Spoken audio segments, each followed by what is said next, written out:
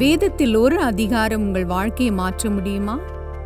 பைபிளில் உள்ள ஒரு வசனம் நாளைய தினத்திற்கு உங்களுக்கு நம்பிக்கையை அளித்து உங்களுடைய தற்போதைய போராட்டங்களை தாண்டி பார்க்க உங்களை அனுமதிக்குமா?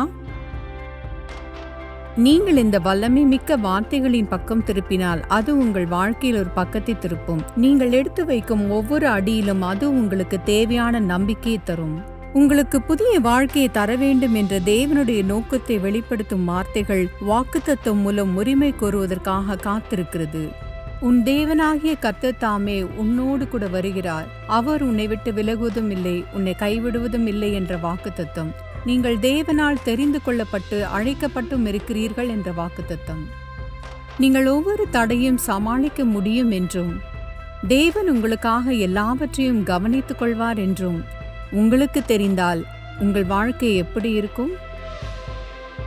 கிட்டத்தட்ட 2000 ஆண்டுகளுக்கு முன்பு தெய்வீகமாகவும் அழகாகவும் எழுதப்பட்ட நேரடியான வார்த்தைகளின் ஏற்பாடு இவ்வளவு சிறப்பாக இருக்கும் என்று நம்புவது மிகவும் கடினமா? அது என்ன அதிகாரம்? ரோமர் 8 வேதாகமத்தின் மிக சிறந்த அதிகாரம். வணக்கம், நான் டேவிட் ஜெரமையா. பைபிள்ன்றது ஒரு பழமொழி புத்தகம் இல்லை, அதை விட மேலானது. ஆனா உங்க வாழ்க்கையை மாத்தும்னு நான் நம்புற அதிகாரமான ரோமர் 8 அப்போஸ்தலனாகிய பவுல் நம்மளோட நவீன பழமொழியான வலி இல்லாமல் ஆதாயம் இல்லைன்றதை பிரதிபலிக்கிற ஒரு உண்மையை தொடர்றத நம்மளால பார்க்க முடியும். இருந்தாலும் பவுல் தவிப்பு இல்லாமல் மகிமை இல்லைன்னு சொல்றாரு. உண்மையில ரோமர் 8 இருந்து நம்ம தியானிக்க போற இன்றைய செய்தியோட தலைப்பு இதுதான், தவிப்பும் மகிமையும். பைபிளோட ரொம்ப சிறந்த அதிகாரமான ரோமர் 8 பத்தி நாம பல விஷயங்களை தியானிச்சுட்டு வரோம். இன்னைக்கு பவுல் நாம எல்லாரும் விரும்புற மகிமைக்கும் யாரும் விரும்பாத துன்பத்திற்கும் இடையில இருக்கிற தொடர்பை இணைக்கிறாரு. இந்த வாழ்க்கையில நமக்கு ஏற்படுற தவிப்பு ஏன் தேவனோட நாம அனுபவிக்க போற எதிர்கால மகிமைக்கு போட்டியா இருக்க முடியாதுன்றதை கண்டுபிடிக்க போறோம். இன்னைக்கு திருப்புமுனை நிகழ்ச்சியில தவிப்புக்கும் மகிமைக்கும் இடையிலான தொடர்பை நாம ஆராய போறோம். அதனால நீங்களும் என்னோட இணைவீர்கள் நம்புறேன். இன்றைய திருப்புமுனை நிகழ்ச்சியை பார்ப்பதற்கு நன்றி. இப்பொழுதும் டாக்டர் ஜெரேமியா தவிப்பும் மகிமையும் என்ற தலைப்பில் தேவனுடைய வார்த்தையை கொண்டு வருகிறார். சகபோதகரும் எழுத்தாளருமான பால் ட்ரிப் முகாமிடுறதை பத்தி எழுதும்போது என்னுடைய எண்ணங்களை துல்லியமா பிரதிபலிச்சாரு. அவர் சொல்றாரு, முகாமின் முழு நோக்கமும் ஒரு நபரை வீட்டுக்கு நீண்ட தூரம் அழைத்து செல்வதுன்னு நான் நம்புறேன். காட்டில் முதல் நாளில் கூடாரம் அமைக்கிறது உற்சாகமாக இருக்கும். ஆனால் 3 நாட்களுக்கு அப்புறம் உங்கள் கூடாரத்தில் உங்களால் விளக்க முடியாத விரும்பத்தகாத ஒரு வகையான வாசனைகள் இருக்கும். திறந்த நெருப்பின் மேலே சமைக்கப்பட்ட உணவோட சுவையை நீங்கள் விரும்புவீங்க. ஆனால் 3 நாளைக்கு அப்புறம் நீங்கள் விறகு தேடி போகிறதுல சோர்வடைஞ்சு போயிடுவீங்க. அது எவ்வளோ வேகமாக எரியுதுன்றதை பார்த்து எரிச்சல் அடைவீங்க. உங்கள் முகாமுக்கு பக்கத்தில் இருக்கிற ஓடையிலிருந்து உங்கள் இரவு உணவை பிடிக்கிறதுல நீங்கள் உற்சாகமாக இருப்பீங்க. அது ட்ரவுட் மீன்களால் நிறைஞ்சிருக்கிறதா சொல்லப்படுதான நீரோடையின் அடிப்பகுதியில் இருக்கிற வேர்களை மட்டுமே பிடிக்க முடிஞ்சது. இப்போ நீங்கள் அங்கே 4 நாட்களாக இருக்கீங்க. உங்களோட முதுகு வலிக்கும், உணவு சமைக்கிறதுக்கு இனிமேல் விறகும் இருக்காதுன்னு தெரியுது. எப்படியும் தீயை தொடர்ந்து எரிக்க நீங்கள் சோர்வாக இருக்கீங்க. உணவு அப்புறம் ஐஸ் கட்டியால் நிரப்பப்பட்ட ஒரு குளிர்ஜாதன பெட்டிக்குள்ளே நீங்கள் பார்க்கும்போது நீங்கள் சேமித்து வச்சிருக்கிற ஸ்டேக்குகள் ரத்தக்கரை படிஞ்ச தண்ணியில் நிறைஞ்சு சாம்பல் நிறத்தில் மிதக்கிறத உங்களால் பார்க்க முடியும். திடீர்னு நீங்கள் வீட்டை பற்றி அன்பாக நினைக்க ஆரம்பிப்பீங்க. யாராவது அமைதியை கலைச்சு நாம ஏன் வீட்டுக்கு போகக்கூடாதுன்னு கேட்பாங்கன்ற நம்பிக்கையில் நீங்கள் அங்கே நிற்பீங்க. 4 நாட்கள் வனாந்தரம் அவங்களோட பணியை நினைச்சு பார்க்க வச்சது. அவங்க உங்க வீட்டை பாராட்ட உங்களை தயார்படுத்தியிருக்காங்க. நம்ம உலகம் ஒரு நல்ல பொழுதுபோக்கு பூங்கா இல்ல, இது மீட்புக்காக தவிக்கிற ஒரு உடைஞ்ச இடம். இதோட நோக்கம் நம்மள அந்த இடத்துக்காக ஆசைப்பட வைக்கிறதா இருக்கு. இது நம்மளை நிரந்தரமா தயார்படுத்துற நோக்கம் கொண்டது. ரோமர் புத்தகத்தோட அடுத்த பகுதியோட நோக்கத்தை புரிஞ்சிக்க அந்த கருத்தை நாம மனசுல வச்சுக்கணும். பைபிளோட இங்கேன்றதுக்கும் அங்கேன்றதுக்கும் இருக்கிற வித்தியாசத்தை நாம புரிஞ்சுக்கணும். நாம 17வது வசனத்துல ஆரம்பிக்க போறோம். அதுல இந்த 2 எண்ணங்களும் தவிப்பு அப்புறம் மகிமைன்ற வார்த்தைகளுக்கு இடையில இணைக்கப்பட்டிருக்கு. நாம் பிள்ளைகளானால் சுதந்திரருமாமி, தேவனுடைய சுதந்திரரும் கிறிஸ்துவுக்கு உடன் சுதந்திரருமாமி. கிறிஸ்துவுடனே கூட நாம் மகிமைப்படும்படிக்கு அவருடனே கூட பாடுபட்டால் அப்படியே ஆகும். ஆதலால் இக்காலத்து பாடுகள் இனி நம்மிடத்தில் வெளிப்படும் மகிமைக்கு ஒப்பிடத்தக்கவைகள் அல்லவென்று எண்ணுகிறேன். ரோமர் 8:17-18. தவிப்பும் மகிமையும் ஒரே வசனத்தில் வருமென்று யார் நினைத்திருப்பார்கள்? அது ஒண்ணுக்கொன்னு எதிரானவ மாதிரி தோன்றினாலும் அங்க அது ஒரே சூழல்ல இருக்கு. உலகம் முழுவதிலும் அவைகள் நண்பர்களைப் போல தெரியுது. பாடுகளையும் மகிமையும் பத்தி பவுல் சிந்திக்கும் போது அதை கருத்துல கொண்டு அதை பத்தி ஒரு தீர்ப்பு அவர் வழங்குறாரு. நியாய தீர்ப்பு என்னன்னா, ஒரு நாள் நம்மிடத்தில் வெளிப்படும் மகிமையுடன் ஒப்பிடும் போது இப்பொழுது இருக்கிற பாடுகள் அனைத்தும் ஒரு சிறிய விஷயம். இன்னைக்கு ரோமர் புத்தகத்துல நாம தியானிக்கிற பகுதியை ஆராயும் போது இந்த எண்ணம் நம்மளோட சிந்தனையை கட்டுப்படுத்துது. பின்வர வசனங்கள்ல நம்மளோட எதிர்கால மகிமை எந்த அளவுக்கு அற்புதமானதுன்றத பவுல் நமக்கு விளக்க போறாரு. அவர் இது ரொம்பவும் பெருசுன்னு சொல்ல ஆரம்பிக்கிறாரு. படைப்பு கூட அதை அனுபவிக்க ஏங்குகிறது. ரோமர் 8:20 கவனிங்க. மேலும் தேவனுடைய புத்திரர் வெளிப்படுவதற்கு சிருஷ்டியானது மிகுந்த ஆவலோடே காத்து கொண்டிருக்கிறது. அதனென்றால் சிருஷ்டியானது அழிவுக்குரிய அடிமைத்தனத்தினின்று விடுதலையாக்கப்பட்டு தேவனுடைய பிள்ளைகளுக்குரிய மகிமையான சுயாதீனத்தை பெற்றுக்கொள்ளும் என்கிற நம்பிக்கையோட அந்த சிருஷ்டியானது சுய இஷ்டத்தினாலே அல்ல, கீழ்ப்படித்தினவராலேயே மாயைக்கு கீழ்ப்பட்டிருக்கிறது. கவனிங்க. ஆகையால் நமக்கு தெரிந்திருக்கிறபடி இதுவரைக்கும் சர்வ சிருஷ்டியும் ஏகமாய் தவித்து பிரசவ வேதனைப்படுகிறது. இந்த செய்தி தவிப்பை பத்தினதுன்றத நான் உங்களுக்கு சொல்ல விரும்புறேன். தவிப்புன்ற சொல் உண்மையிலேயே நீங்க அதை சொல்லும்போது தவிப்புன்னு தான் ஒலிக்குது. நீங்க அதை தான் செய்றீங்க. தவிப்பு. பலவாரா புலம்புறீங்க. தவிப்பு. இப்போ தவிப்புன்ற வார்த்தை பைபிள்ல 9 முறையும் இங்க ரோமர் 8ல 3 முறையும் வருது. மேலும் இந்த பகுதியை நம்ம படிக்கும்போது முழு படைப்பும் தவிக்கிறது. கிறிஸ்துவரின் தவிப்பு, அப்புறம் பரிசுத்த ஆவியானவர் தவிக்கிறார்ன்றதை நம்ம கண்டுபிடிக்க போறோம். இங்க நிறைய தவிப்புகள் நடக்குது. முதல்ல சிருஷ்டியின் தவிப்பை பத்தி நாம பேச இருக்கோம். வசனங்கள் 19-22 வரைக்கும் இருக்கிற தவிப்பு பகுத்தறிவற்ற விலங்குகள் அப்புறம் உயிரற்ற படைப்புகளை பத்தி குறிக்குது. இதுல விலங்குகள், மரங்கள், மலைகள், ஆறுகள், சமவெளிகள், மேலான விஷயங்கள் இதெல்லாம் அடங்கும். முழு உலகமும் புலம்பிக்கிட்டு இருக்கு, எதிர்பார்க்கறது. கிட்டத்தட்ட எல்லாம் அதுல ஒரு பகுதியா இருக்கணும்னு விரும்புது. ஆனா நிச்சயமா அது மனித குலம் இல்லை, அது படைக்கப்பட்ட உலகம்னு பவுல் சொல்றாரு. ஏன்னா தேவன் தன்னோட குடும்பத்தில் இருக்கிற மகன்கள் அப்புறம் மகள்களுக்கு, அதாவது நீங்களும் நானும், தேவன் என்ன செய்ய போறாருன்றதை பார்க்க முழு உலகமும் காத்திருக்கு. மேலும் இது மரங்கள் புலம்புறதையும் பாறைகள் புலம்புறதையும் மலைகள் புலம்புறதையும் சித்தரிக்குது. ஜேபி பிலிப்ஸ் இந்த வசனத்தை இந்த மாதிரி மொழிபெயர்த்து இப்படி சொல்றாரு. தேவனுடைய புத்திரர் வெளிப்படுவதற்கு சிருஷ்டியானது மிகுந்த ஆவலோடே காத்து கொண்டிருக்கிறதுன்னு சொல்றாரு. பாவம் நுழைஞ்சப்போ அது எல்லாம் தெற்கே போயிடுச்சு. அது அன்றிலிருந்து இருக்கிறது.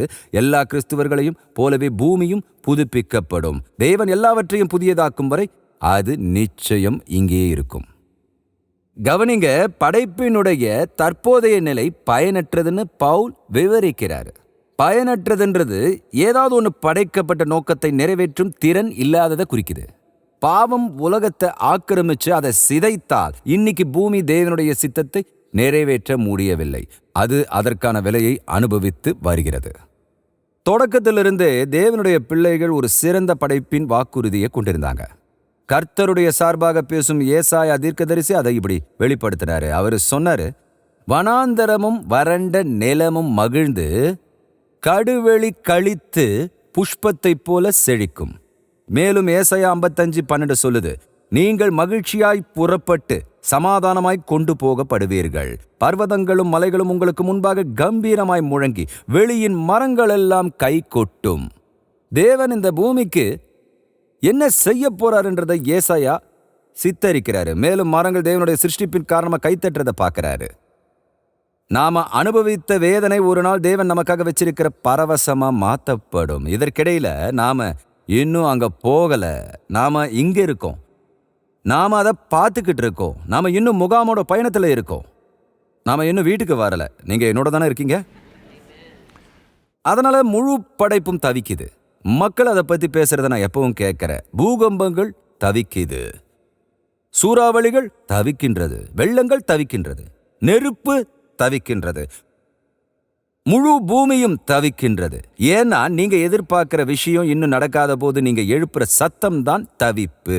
நீங்க ஏங்குற விஷயம் இன்னும் உங்களுடையதா இல்லாத போது இந்த முழு பூமியும் அந்த நாளுக்காக ஏங்குகிறது. மேலும் ஒரு நாள் தேவன் இந்த பூமியை புதுப்பிக்க போகிறார்னு பைபிள் சொல்லுது. அப்புறம் அது என்னவா இருக்க விரும்புதோ அதுவாவே ஆயிடும். அது 1000 வருட அரசாட்சியில் நடக்கும்.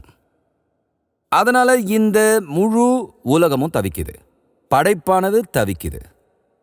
ஆனா கிறிஸ்துவர்களும் தவிக்கிறாங்கன்றது உங்களுக்கு தெரியுமா? கிறிஸ்துவர்கள் தவிக்க கூடாதுன்னு நீங்க சொல்றீங்க. சரி, ரோமர் 8:23 சொல்றத கேளுங்க. உலகம் மட்டுமல்ல, அதுவும் அல்லாமல் ஆவியின் முதற் பலன்களை பெற்ற நாமும் கூட நம்முடைய சரீர மீட்பாகிய புத்திர சுவிகாரம் வருகிறதற்கு காத்திருந்து நமக்குள்ளே தவிக்கிறோம். இப்ப பவுல் சொல்றாரு நாமளும் தவிக்கிறோம்னு. ஒரு கிறிஸ்துவர் ஏன் தவிக்கிறாரு? இப்போ 3 எதிர்மறையான காரணங்களையும் 3 நேர்மறையான காரணங்களையும் சொல்ல போறேன். நான் அதை செய்யறதுக்கு முன்னால ஒரு பிரசங்கி சொல்லி நீங்க ஒருபோதும் கேட்டிராத ஒன்றை உங்களோட பகிர்ந்துக்க விரும்புறேன். அது என்னன்னா, நாம கிறிஸ்துவர்களா இருந்தா நம்ம ரட்சிக்கப்பட்டிருக்கோம். அது நமக்கு தெரியும். நம்ம பரலோகத்துக்கு போக போறோன்றது தெரியும். இயேசு நம்ம இதயத்தில் இருக்கிறார்ன்றது தெரியும். பரிசுத்த ஆவியானவர் வாசம் பண்றாரு தெரியும். நமக்கு நித்திய ஜீவன், எல்லா புத்திக்கும் மேலான தேவ சமாதானம் இருக்கும். ஆனபடியால் கிறிஸ்து இயேசுக்குட்பட்டவர்களாய் நடக்கிறவர்களுக்கு ஆக்கினை தீர்ப்பில்லை. இது எல்லாம் உண்மையா இருந்தாலும் ஏதோ ஒன்று இன்னும் தவறாய் இருக்கின்றது நம்ம எல்லாருக்கும் தெரியும். அது அப்படி இருக்கக்கூடாது. அதனால தான் அது இன்னும் சரியா இல்லை. நீங்க வாழற உலகத்துல உங்களோட இறுதி நிறைவை காண நீங்கள் படைக்கப்படவில்லைன்றதை தெரிஞ்சுக்கங்க. நீங்க பரலோகத்துக்கு எடுத்துக்கொள்ளப்பட்டு நீங்க கர்த்தராகிய தேவனை சந்திக்கும் நாளுக்காக அந்த இறுதி நிறைவேற்றம் ஒதுக்கப்பட்டிருக்கு. மேலும் எல்லாமே சரியா இருக்கும். ஆனா இப்போ நாம நேர்மையா இருந்தா நாம எல்லாரும் நாம தேவனை நேசிக்கிறோம், நாம செய்யற விஷயங்களை நேசிக்கிறோம், தேவாலயத்தை நேசிக்கிறோம், குடும்பங்களை நேசிக்கிறோம். ஆனா ஏதோ கொஞ்சம் குறைவா இருக்கு, ஏதோ கொஞ்சம் ஒத்திசைவில் இல்லை. அதனால நாம தவிக்கிறோம். பாவம் இந்த உலகத்துல இருக்கிறதுனால நம்ம எல்லாரும் தவிக்கிறோம். முதலாவது பாவம் உலகத்துல இருக்கிறதுனால புலம்புறோம். நம்ம இப்ப வாழற உலகம் ரோமர் 8:23 விளக்க ஊரை இல்லையா? எல்லாம் பயனற்றதா? ரோமர் 8:23 சர்வ சிருஷ்டியும் ஏகமாய் தவித்து பிரசன்ன வேதனைப்படுகிறது அப்படின்னு சொல்லுது. கிறிஸ்துவர்கள் நாம பயனற்ற தன்மையை பார்த்துக்கிட்டு இருக்கோம். 2வதா உலகத்துல பாவம் இருக்கிறதுனால மட்டும் இல்ல, நம்மளுடைய சரீரத்துல பாவத்தின் வல்லமை இருக்கிறதுனால நாம தவிக்கிறோம். நாம ரட்சிக்கப்பட்டிருக்கோம் தெரியும். தேவன் நம்மளை நேசிச்சு தம்முடைய குமாரனாகிய இயேசு கிறிஸ்துவின் மூலம் நமக்காக தன்னுடைய ஜீவனை கொடுத்திருக்கிறார்ன்றதும் தெரியும். அவர் நமக்குள்ள வாழ பரிசுத்த ஆவியா தந்தருள் இருக்கிறார். அதனால நம்ம பரிசுத்தமான வாழ்க்கை வாழ முடியும். அப்படி செய்யலைன்னா தோல்வி அடைகிறோம். அந்த விஷயத்துல தனித்துவமானவர் நினைச்சீங்கன்னா உங்களுக்கு ஒன்று சொல்றேன். இயேசு கிறிஸ்துவை தவிர என்னோட வாழ்க்கையில நான் படிச்ச ரொம்பவும் தெய்வீக மனிதர்கள்ல ஒருத்தர் அப்போஸ்தலனாகிய பவுல் தான். இப்போ நாம தியானிக்கிற ரோமர் அதிகாரத்துக்கு முந்தைய அதிகாரத்துல பவுல் இப்படி சொல்றாரு: நிர்பந்தமான மனுஷன் நான், இந்த மரண சரீரத்தினின்று யார் என்னை விடுதலையாக்குவார்? கிறிஸ்துவை விசுவாசித்து புதிய சுபாவம் பெற்றிருந்தாலும் தனக்கு இன்னும் பழைய சுபாவம் இருக்கிறத பவுல் புரிஞ்சுக்கிட்டாரு. மேலும் அவர் பழைய சுபாவத்தை இந்த மரண சரீரம் என்று அழைத்தார். மேலும் பொதுவாக பயன்படுத்தப்படுற வார்த்தைகளை கொண்டு நீங்க அதை படிச்சீங்கன்னா அவர் சொல்றது என்னன்னா, நான் ஒரு கிறிஸ்துவன், ஆனால் எனக்கு இன்னும் இந்த பழைய மரண சரீரம் இருக்கிறது. மேலும் இது ஒரு இறந்த சரீரத்தை உங்க பின்னால இழுத்து போற மாதிரியான ஒரு படம், மரணத்தின் சரீரம்.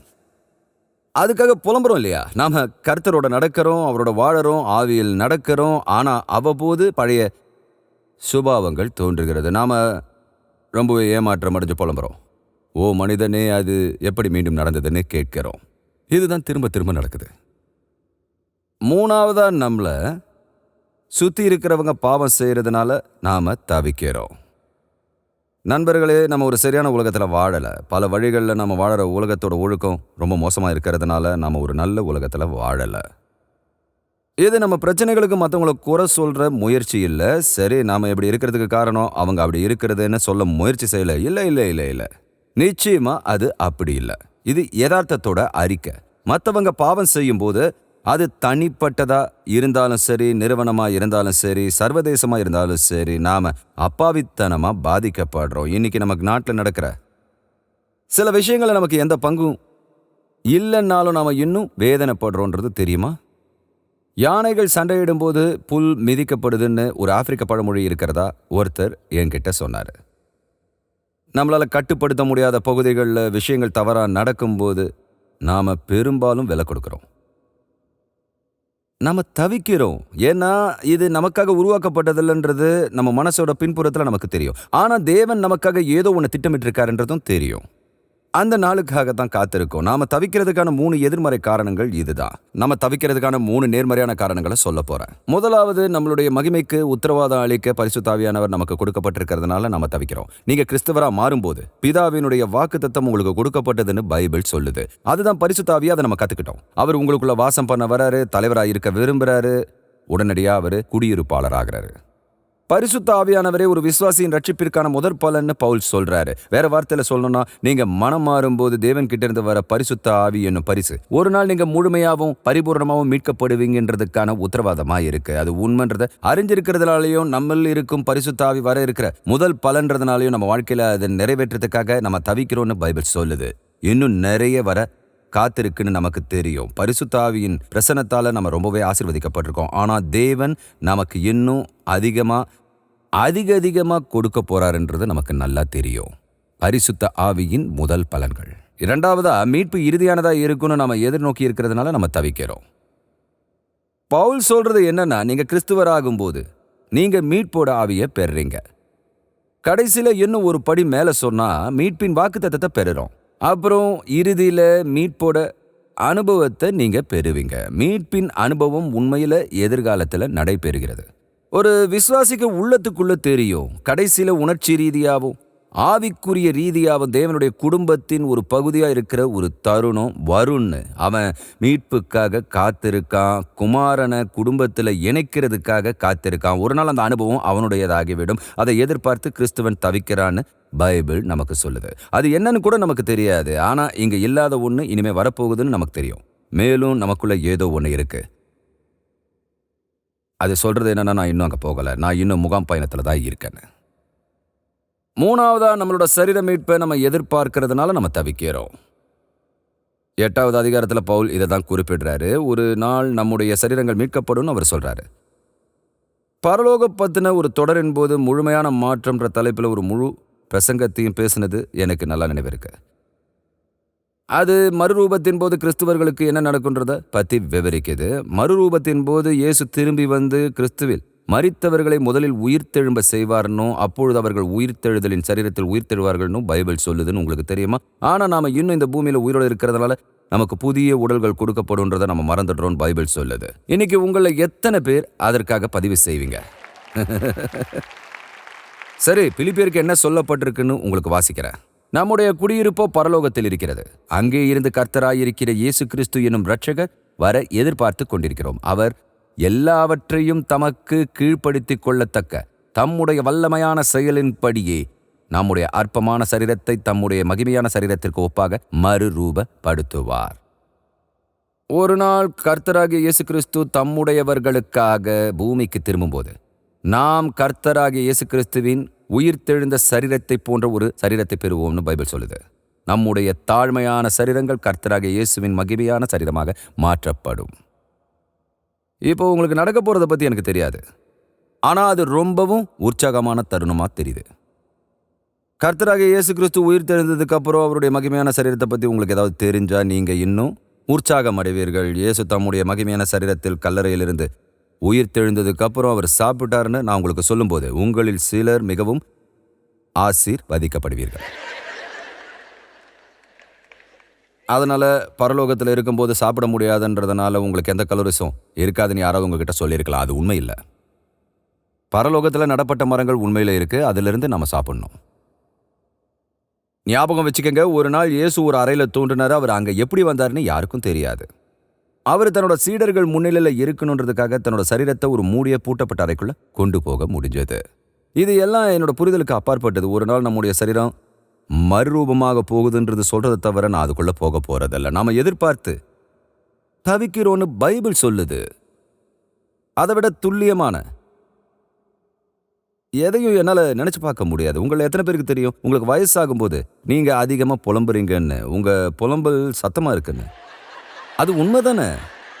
இந்த பயணத்துல இருக்கோம். அது நாம போக போற இடத்துக்கு நம்மள தயார்படுத்துது. நாம எங்க இருக்கோம், நாம அங்க போக போறோம். ஆனா இப்போ நம்மளோட சரீரத்துல இருக்கோம். நீங்க அதை பத்தி நினைக்கும் போது உங்களை தொடர்ந்து முன்னேற வைக்கிற ஒரு விஷயம் என்னன்னா, இது எப்பவும் இருக்கிற விதத்துல இருக்க போறதில்ல. முகாமோட பயணம் முடிஞ்சதும் எனக்கு ஒரு புதிய சரீரம் கிடைக்கும். பைபிள் சொல்லுது, நீங்க அதை புரிஞ்சுக்கிட்டு ஏத்துக்கும் போது நீங்க ரொம்பவே தவிப்பீங்க. தவிப்புனா என்ன? அது இன்னும் நடக்காத ஒன்றை எதிர்பார்க்கிறது. அதுக்காக நம்ம எதிர்நோக்கிறது.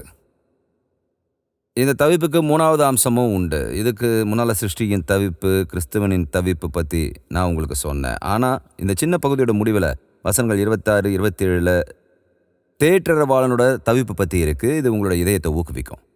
அந்தபடியே ஆவியானவரும் நமது பலவீனங்களில் நமக்கு உதவி செய்கிறார். நாம் ஏற்றபடி வேண்டிக் கொள்ள வேண்டியது இன்னதென்று அறியாமல் இருக்கிறபடியால் ஆவியானவர் தாமே வாக்கு கடங்காத பெருமூச்சுகளோடு நமக்காக வேண்டுதல் செய்கிறார். ஆவியானவர் தேவனுடைய சித்தத்தின்படியே பரிசுத்தவான்களுக்காக வேண்டுதல் செய்கிறபடியால் இருதயங்களை ஆராய்ந்து பார்க்கிறவர் ஆவியின் சிந்தை இன்னதென்று அறிவார். நாம ஜெபிக்க முடியாத நேரங்கள் இருக்கு. உங்க வாழ்க்கையில எப்போவாவது ஜெபிக்க முடியாத ஒரு தருணத்தை சந்திச்சிருக்கீங்களா? நீங்க ஜெபிக்க முயற்சி செய்றீங்க, ஆனா எப்படியோ ஜெபம் நடக்கல. பல வருடங்களுக்கு முன்னால நான் புற்றுநோயால பாதிக்கப்பட்டிருந்தப்போ எனக்கும் அப்படி ஒரு தருணம் ஏற்பட்டுச்சு.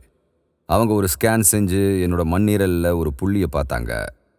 அது என்னன்றதை தெரிஞ்சுக்கிறதுக்காக என்னோட மண்ணீரலை பயாப்சி செய்ய முடிவு செஞ்சாங்க. அதை பற்றி உங்களுக்கு சொல்ல ஏதாவது இருந்தால் அதை உங்களுக்கு செய்ய நீங்கள் யாரையும் அனுமதிக்க விரும்ப மாட்டீங்க. ஏன்னா அவங்க செய்கிற விதம் அந்த மாதிரி. அவங்க நீளமான ஒரு ஊசியை எடுத்து உங்கள் மண்ணீரலை கண்டுபிடிக்கிற வரைக்கும் உங்கள் வயிற்றில் சொருகுவாங்க. அப்புறம் அவங்க திசுக்களை பிரித்து எடுக்கிறாங்க. அது ரொம்பவே வேதனையாக இருக்கும். இந்த செயல்முறை நடக்கிற வரைக்கும் நாங்கள் அறையில் இருந்தோம். அதாவது நான் டோனாவோட 2 பேரும் ஒன்றா இருந்தோம். நான் சொன்னேன், உனக்கு பயமாக இருக்குன்னு எனக்கு தெரியும், நான் ஜெபிக்கிறேன். நான் ஜெபிக்க முயற்சி செஞ்சேன், என்னால் ஜெபிக்க முடியல. ஜெபிக்க முயற்சி செஞ்சாலும் என் வாயிலிருந்து எந்த வார்த்தைகளும் வரல. அதிர்ஷ்டவசமாக நான் ஆவிக்குரிய ஒரு பெண்ணை மணந்திருந்தேன். எப்பவும் விட அவள் சிறப்பாக ஜெபிச்சா. ஆனால் அந்த நேரத்தில் தேவனுடைய ஆவி எனக்குள்ளேயும் இருந்ததுன்றது எனக்கு தெரியும். உங்களால் ஜெபிக்க முடியாத போது ஆவியானவர் என்ன சொல்கிறார்னா, நாம் எதுக்காக ஜெபிக்கணும்னு நமக்கு தெரியாது. ஆவியானவர் வாக்கு கடங்கா பெருமூச்சுகளோடு நமக்காக பரிந்து பேசுகிறார். நம்மளால் சொல்ல முடியாததை ஆவியானவர் எடுத்துக்கிட்டு அதை பிதாவுக்காக சரியான வடிவத்தில் முன்வைக்கிறாரு. மேலும் நம்மளோட ஜெபங்கள் பிதாவின் பிரசன்னத்தில் மொழிபெயர்க்கப்படுது. அந்த பெருமூச்சு அது இல்லைன்றதை நான் உங்களுக்கு சொல்கிறேன். சில நேரங்களில் நீங்கள் ஏதாவது ஒன்று இந்த வழியில் சொல்லிக் கொடுக்கணும். அது என்னன்றதை நீங்கள் அவங்களுக்கு சொல்கிறதுக்கு முன்னால் அது என்ன இல்லைன்றதை சொல்லணும். இது சிலர் போதிச்ச மாதிரி அந்நிய பாஷைகளில் பேசுறதுக்கான ஒரு ஆதார உரை இல்லை. சிலர் இந்த வசனத்தை அந்நிய பாஷைகளுக்கு ஆதரவாக வாதிடுறதா விளக்கி இருக்காங்க. இருந்தாலும் நெருக்கமான பரிசோதனையில் விசுவாசி பேசவே இல்லைன்றது வெளிப்படுது. பரிசுத்த ஆவியானவர் பரிந்துரை செய்கிறாரு. மேலும் கிரேக்க மொழியில் இருக்கிற துல்லியமான வார்த்தைகள்ன்றது சொல்ல முடியாத தவிப்புகள்னு அர்த்தம். உண்மையிலேயே வார்த்தைகள் சொல்லப்படாத தவிப்புன்னு மொழிபெயர்க்கப்படலாம். வேற வார்த்தையில் சொல்லணும்னா தகவல் தொடர்புன்றது வாய்மொழியற்றது, எந்த வகையான பேச்சையும் உள்ளடக்குவது இல்லை. வேற வார்த்தையில் சொல்லணும்னா இந்த தவிப்பு வெறும் வார்த்தைகள் இல்லை. இந்த தவிப்பு அது நான் இல்லை, மாறா பரிசுத்த ஆவியானவரே பெருமூச்சு விடுறாரு. தேவன் உண்மையுள்ளவர், மனிதர்கள் பொய்யர்கள். இது தேவனோட வார்த்தை, இதை நான் கண்டுபிடிக்கல, இது முற்றிலும் உண்மை. சிலர் இது சாத்தியமில்லைன்னு சொல்றாங்க. தங்களோட கருத்தை முன்வைக்க விரும்புகிற மக்களுக்கு இது ரொம்பவும் வசதியான சிறிய தரையிறங்குற இடமா இருக்கு. ஆனால் இதோட அர்த்தம் அது இல்லை. இது யாருக்கும் புரியாத சில ஆன்மீக மொழி இல்லை. இது பரிசுத்த ஆவியானவர் உங்கள் ஜெபங்களையும் என்னோட ஜெபங்களையும் சர்வ வல்லமையுள்ள தேவன் கிட்ட விளக்குறதா இருக்கு. நம்ம பேசக்கூட இல்லை. அதுதான் இதோட முழு கருத்து. நம்மளால பேச முடியாது. அதனால தான் பரிசுத்த ஆவியானவர் நமக்காக பரிந்து பேசுறாரு. ஆனால் அந்த பெருமூச்சு என்னன்னு உங்களுக்கு சொல்கிறேன். தேவனோட குடும்பத்தில் தத்தெடுக்கிறதோட நன்மைகளில் ஒன்று பரிசுத்த ஆவியானவர் நமக்கு கொண்டு வர இயற்கைக்கு அப்பாற்பட்ட சிறப்பு கவனிப்பு. நம்மளோட வாழ்க்கையில் வரும் தார்மீகம், சரீரம், அப்புறம் உணர்ச்சிகளின் பலவீனத்தில் அவர் இருக்காரு. அவர் நமக்காக தேவனை அணுகணுன்றது அவருக்கு தெரியும். மேலும் அவர் நம்மளோட சுமைகளை பிதாவிடம் கொண்டு செல்கிறார். நம்மளோட பெருமூச்சுகளை பற்றின பவுலோட விரிவான விளக்கத்தோட முக்கிய அம்சம் என்னன்னா, அவர் வசனம் 18 சொல்றாரு, இக்காலத்து பாடுகள் இனி நம்மிடத்தில் வெளிப்படும் மகிமைக்கு ஒப்பிடத்தக்கவைகள் அல்லவென்று எண்ணுகிறேன். இப்போ நம்மக்கிட்ட புலம்பல் இருக்கு. இந்த உடம்பை வச்சுக்கிட்டு எது உண்மை எது பொய்ன்றதை நம்மளால கண்டுபிடிக்க முடியல. ஏன்னா இந்த உலகத்தில் நம்மளை சுற்றி என்ன நடக்குதுன்றதை நாம் புரிஞ்சிக்க முடியலை. அது நமக்கு புரியலைன்றது நமக்கு தெரியும். ஆனால் தேவன் நமக்கு தெரியப்படுத்த விரும்புறது, முதல் கதையில் நான் சொன்ன மாதிரி நம்ம எல்லாரும் சில விஷயங்களில் இந்த சூழ்நிலைகளில் மாட்டிக்கிட்டு இருக்கோம். இப்போ நம்ம அனுபவிக்கிறது தான் மீட்புக்காக நம்மளை ஏங்க வைக்குது. தேவன் நமக்காக சிறந்த ஒன்றை திட்டமிட்டிருக்காருன்றது நமக்கு தெரியும். தேவன் தம்மில் அன்பு கூறுகிறவர்களுக்கு ஆயத்தம் பண்ணினவைகளை கண் காணவும் இல்லை, காது கேட்கவும் இல்லை, அவைகள் மனுஷனுடைய இதயத்தில் தோன்றவும் இல்லை. உலகத்தில் மகிழ்ச்சி இருக்கு, அது நமக்கு தெரியும். தேவன் நமக்கு கொடுக்குற நல்ல விஷயங்களை நம்ம அனுபவிக்கணும்னு பைபிள் சொல்லுது. ஆனால் ஒட்டுமொத்தமாக இந்த உலகத்தில் நிறைய சிக்கல்கள் இருக்கு. ஆனால் நண்பர்களே, நமக்கு என்ன அசௌகரியம் இருந்தாலும் தேவன் நமக்காக வச்சிருக்கிற மகிமையின் வெளிச்சத்தில் அது உச்சரிக்க கூட தகுதியற்றதாக இருக்கிறது. அதனால நண்பர்களே, ரோமர் 8 இருக்கிற இந்த வார்த்தைகள் எடுத்துக்கங்க, நினைவில் வச்சுக்கோங்க. இது நம்பிக்கையோட முன்னுரிமையை உங்களுக்கு கற்பிக்குது. நம்பிக்கைனா என்ன? நம்பிக்கைன்றது இன்னும் நடக்காத ஒன்று மேலே இருக்கிற எதிர்பார்ப்பு. நம்பிக்கைன்றது அதை நம்பு, ஒருவேளை அது நடக்கலான்றது இல்லை. கிறிஸ்துவருக்கு நம்பிக்கைன்றது அதை அறிவது. நம்பிக்கைன்றது பரலோகத்தில் தேவனுடைய சிங்காசனத்தோட இணைக்கப்பட்ட நங்கூரமாக இருக்கு. நீங்கள் அதோட மறுமுனையில் இருக்கீங்க. நம்பிக்கை பரலோகத்தில் இருக்குன்னு தெரிஞ்சுக்கணும். ஆனால் நம்ம நம்பிக்கையின் காலத்தில் இருக்கோம். அதனால உங்ககிட்ட இருக்க போகுதுன்னு நினைச்சது உங்ககிட்ட இல்லாத போது நீங்க என்ன செய்வீங்க? நம்புவீங்க, எதிர்பார்ப்பீங்க. நீங்க நித்தியத்தை சரியா பெறும்போது, எதிர்காலத்தை சரியா பெறும்போது, தேவன் உங்களுக்காக ஒரு இடத்தையும் ஒரு திட்டத்தையும் ஆயத்தப்படுத்தி வச்சிருக்காருன்றத நீங்க தெரிஞ்சுக்கும் போது, தவிப்புகள் அப்புறம் மகிமையின் ஆசீர்வாதங்கள்ல ஒன்று அது கொண்டு வர கண்ணோட்டமா இருக்குன்றத நான் உங்களுக்கு தெரியப்படுத்த விரும்புகிறேன். இந்த உலகம் ஒரு நல்ல இடம் இல்லை. நம்ம ஒரு வீழ்ச்சி அடைஞ்ச சூழலில் வாழறோம். உங்க திட்டங்கள் தோல்வியடையும். சில நேரங்களில் நீங்க தோல்வி அடைவீங்க. பெரும்பாலும் நீங்க நீண்ட ஆண்டுகள் செலவழித்து நிறைவேற்றியதை அழிச்சிடுவீங்க. ஆனால் நாம இன்னும் நித்திய வீட்டிற்கு வரல. நாம அங்க போகும்போது தேவன் நமக்காக என்ன வச்சிருக்கிறாருன்றத எதிர்பார்த்து ஆமாண்டவரேன்னு பெருமூச்சு விடுறோம். அதனால தான் இந்த மாதிரி ஒரு செய்தி முடிஞ்சதுக்கு அப்புறம் நம்ம ஒரே ஒரு விஷயத்தை மட்டுமே செய்ய முடியும். நாம புகார் செய்கிற விஷயம் நம்ம வாழ்க்கையோட சிறப்பம்சமாக மாறும் நாளை எதிர்நோக்கி காத்திருக்க வேண்டும். நீங்கள் அது அறியறதுக்கு முன்னாலே அது நடக்கும். இதுக்கிடையில் பயணத்தில் உண்மையுள்ளவர்களா நாம் இருப்போம். நாம் கர்த்தரை பின்பற்றி அவர் நமக்கு சொல்கிறத செய்வோம். ஆனால் சீக்கிரமாகவே, ரொம்ப சீக்கிரமாகவே நாம் ராஜாவை பார்க்க போகிறோம்.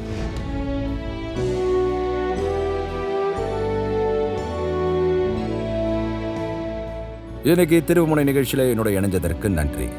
நம்ம வேதத்தை எவ்வளோ அதிகமாக படிக்கிறோமோ அந்த அளவுக்கு அதிகமாக நம்ம அன்பான தேவன் நம்ம ஒவ்வொருத்தர் கூடய தனிப்பட்ட உறவை கொண்டிருக்க விரும்புகிறாருன்றதை நாம் புரிஞ்சுக்கிறோம்.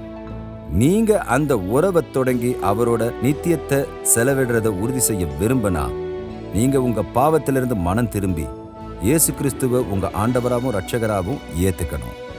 நீங்கள் இன்னைக்கு இந்த விசுவாசப்படியை எடுத்திருந்தா நம்பகமான ஊழியத்திலேயோ இல்லை உள்ளூர் தேவாலயத்திலேயோ இருக்கிற மற்ற கிறிஸ்துவர்களோட உங்க முடிவை பகிர்ந்துக்கவும் உங்க விசுவாசத்துல தொடர்ந்து வளரவும் நான் உங்களை ஊக்குவிக்கிறேன். தேவன் உங்களை ஆசீர்வதிப்பாராக. அடுத்த முறை இங்க திருப்புமுனை நிகழ்ச்சியில உங்களை பார்க்கறதுக்கு அவரோட காத்திருக்கேன்.